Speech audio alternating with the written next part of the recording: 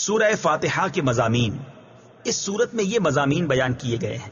Number 1، اس صورت میں اللہ تعالیٰ کی حمد و ثنا کا بیان ہے۔ نمبر 2، اللہ تعالیٰ کے رب ہونے، اس کے رحمان اور رحیم ہونے، نیز مخلوق کے مرنے کے بعد دوبارہ زندہ کیے جانے اور قیامت کے دن ان کے اعمال کی جزا ملنے کا ذکر ہے۔ نمبر 3، صرف اللہ تعالیٰ کے عبادت کا مستحق ہونے اور اس کے حقیقی مددگار ہونے کا تذکرہ ہے۔